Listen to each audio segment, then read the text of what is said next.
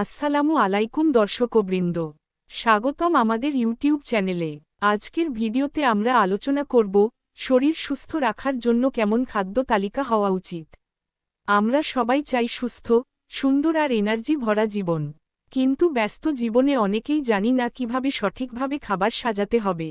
তাই আজ আপনাদের জন্য থাকছে সহজ এবং কার্যকর একটি খাদ্য তালিকা।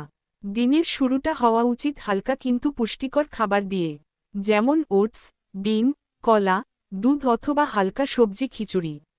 এগুলো শরীরকে দিবে এনার্জি আর মানসিক ফ্রেশনেস। দুপুরে খেতে হবে ব্যালেন্সড মিল।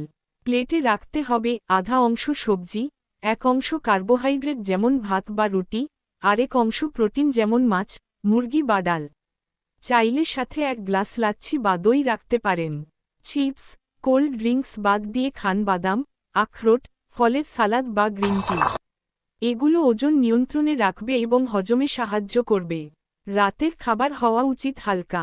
বেশি ভাত বা ভাজা খাবার না খেয়ে খান সবজি, স্যুপ, সালাদ অথবা অল্প ভাতের সাথে মাছ মুরগি। আর রাত 10টার আগেই খাওয়া শেষ করার চেষ্টা করুন। সারাদিনে অন্তত 8-10 গ্লাস পানি পান করতে হবে। পানি শরীর থেকে টক্সিন বের করে দেয় এবং ত্বক সুন্দর রাখে। গুরুত্বপূর্ণ কিছু টিপস: তেল, লবণ আর চিনি কম খান। প্রসেসড খাবার এড়িয়ে চলুন।